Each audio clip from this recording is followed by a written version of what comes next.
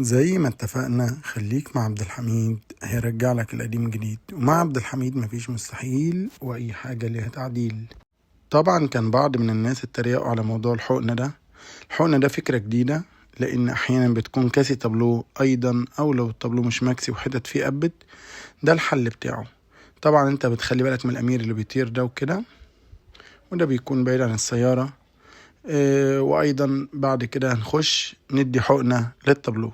الحقنة اللي هنديها للتابلو ده تعالوا اتفرجوا معايا وشوفوا التابلو مكان ما بيتلزق. طبعا الكلة مش ناجحة قوي عشان تشيل الكلام اللي قبه، وده مثلا بعد ما اتكسى او على طبيعته قب بالطريقة دي. هل ده ليه حل؟ الحل ده، ومش بقول لك ده عشان تجيني، بس طبعا بتعامل مع الحاجات دي بسياسة، لان الامير جوه مش هينشف بسهولة، عايز شوية كده تتعب شوية عشان تطلعه مظبوط. بالاضافة الى ان احنا بعد اهو ما شاء الله اللي هي القابب ده لازق خلاص، هيلزق حديد في حديد.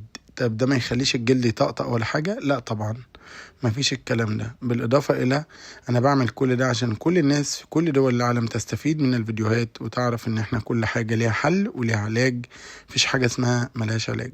الحتة اللي تقب منك هتديها حقنة بنفس الطريقة، والحقنة بتكون 5 سنتي عشان السن يكون واسع ينزل الأمير كويس، وفي حاجات محتاجة 3 سنتي الصغيرة علشان برضو السن ما يفتحش في الجلد قوي. الإضافة الأخرى ان مش عايز هنا يكون في تريقة، اللي مش عاجبه فيديوهاتنا ما يتفرجش عليها، اللي مش عاجبه صوتنا يكتمه، اللي شايف الفيديو طويل يجيب نهاية وبداية ونهاية. وشكرا ليكم، واتمنى كل الناس بخير وكل الناس توصل للمرحلة الجيدة والأحسن والأقوى. وكل حاجة بنتواصل ليها جديدة بنحاول بقدر الإمكان ان نفيد الناس بيها. ما شاء الله لازق وزي الفل، انا بس بأكد على اللحام شوية علشان يبقى كل حاجة 100% تمام. مهم جدا ان تكون شغلك بضمير، اتقان في العمل، النظافة والفينش العالي، ودي شهرتنا بان احنا بنعمل الفينش العالي.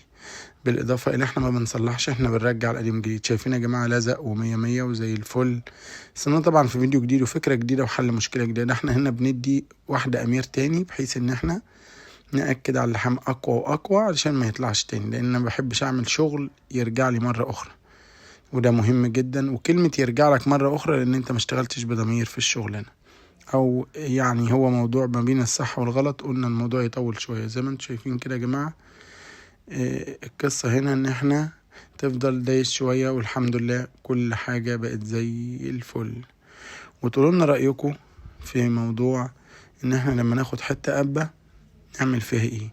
هو ده وده المهم. طبعا موضوع البلاستيكة اللي انا ماسكها اللي هي سكينة المعجون او باغة المعجون، يعني دي بتحزز بيها او بتحرر بيها اللاين، وبعد كده الحاجة بتطلع مظبوطة كما كانت.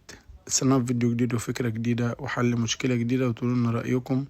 وهنا بعد ما بنخلص الشغل بنلمع وبننضف وبنعمل كل حاجة، وكل حاجة بترجع على وضعها كما كانت بنظافة وبشياكة. كل حاجة بقت 100 ولازق في مكانه تاني، وحلينا المشكلة ده عشان ما يقابلكش مشكلة وتزهق من عربيتك او تلاقي انها ملهاش حل. لا الحمد لله ليها حل. شايفين يا جماعة الشغل؟ الدنيا جميلة كويسة، كل حاجة لزقت تاني تمام. استنونا طبعا في فيديو جديد وفكرة جديدة وحل مشكلة جديدة، وتقولوا لنا رأيكم. وإلى اللقاء، تحياتي للجميع.